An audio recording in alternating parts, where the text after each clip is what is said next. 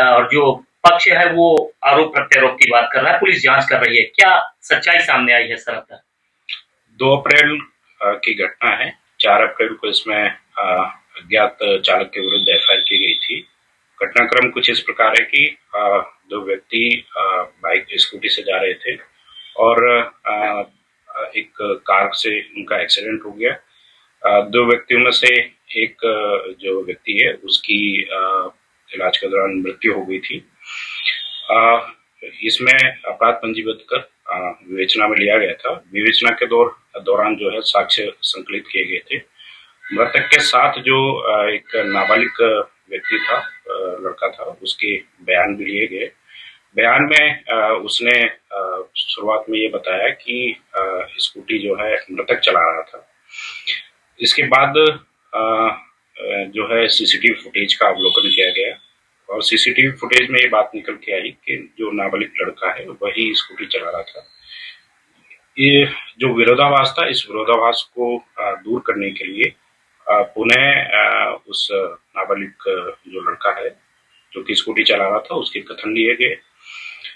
उसके कथन और सीसीटीवी फुटेज, जो ड्राइवर था जो कार का, उसके कन्फेशन, घटना के दौरान जो आई विटनेस थे उनके स्टेटमेंट, सीडीआर की एनालिसिस और अन्य तकनीकी साक्ष्यों को इस दौरान विवेचना में जुटाया गया और उनके आधार पर ये कंक्लूजन सामने आया कि जो स्कूटी है, स्कूटी को नाबालिग लड़का चला रहा था और सीसीटीवी फुटेज के अवलोकन से ये भी क्लियर हुआ कि स्कूटी की रफ्तार काफी ज्यादा थी, जो कि एक शहर में जो एक स्पीड की जो नियत सीमा है उससे काफी ज्यादा लग रही थी। और ये बात भी सामने आई इन साक्ष्यों के आधार पर कि जो ड्राइवर है जो कि कार को चला रहा था, वो चिंतामणि यादव ड्राइवर इसको चला रहा था। ये भी बात सामने आई है। अभी इसमें विवेचना चल रही है और जल्दी इसको कंक्लूड करके इसमें।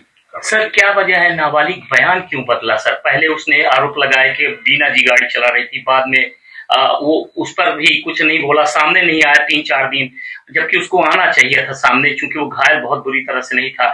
उसके बयान पर कंट्रोवर्सी हुई, बाद में उसने स्वीकार किया कि गाड़ी मैं ही चला रहा हूँ। ऐसा क्यों हुआ सर? इसके पीछे क्या कोई राजनीतिक षड्यंत्र है सर? देखिए, जब पहले शुरुआत में नाबालिग जो लड़का है जो स्कूटी चला रहा था, जब उसके बयान लिए गए तो उसने ये बात बताई कि स्कूटी जो है मृतक चला रहा था। जब उसको हमने वेरीफाई किया सीसीटीवी फुटेज से तो ये बात निकल के आई कि नाबालिग लड़का ही गाड़ी चला रहा था, स्कूटी चला रहा था और स्कूटी भी काफी ओवर स्पीड दिख रही थी सीसीटीवी फुटेज से। तो कहीं ना कहीं ये विरोधाभास सीसीटीवी फुटेज और जो स्कूटी चालक है उसके बयानों में आ रहा था। इसी को क्लियर करने के लिए हमने उसके पूरा कथन एक बार दोबारा से कराए और ये जानने का प्रयास किया कि ऐसा वो क्यों कर रहा है। तो ये बात निकल के सामने आई कि इसमें पहले जो लड़का है वो काफी घबराया हुआ था और इस तरीके से सही से बयान वो दे नहीं पा रहा था।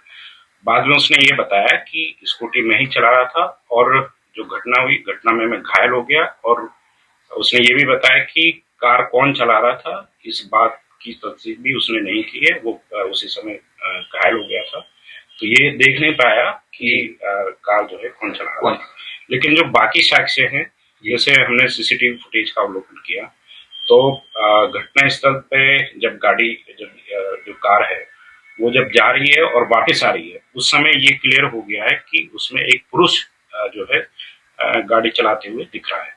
साथ ही साथ जो ड्राइवर है चिंतामणि यादव, उसके कन्फेशन, वहाँ घटना स्थल पे जो आई विटनेसेस थे उनके स्टेटमेंट, सीडीआर भी हमने किया बिल्कुल, और अन्य जो तकनीकी साक्ष्य है वो भी हमने इसमें जुटाए हैं और इससे ये अभी तक की जो जांच है उसमें ये क्लियर हुआ है कि अभी तक जो है चिंतामणि यादव ही गाड़ी ड्राइव कर रहा था और अभी इसमें विवेचना जारी है और जो भी उसमें तथ्य आएंगे उसके अनुसार आगे कार्रवाई की। Thank you sir.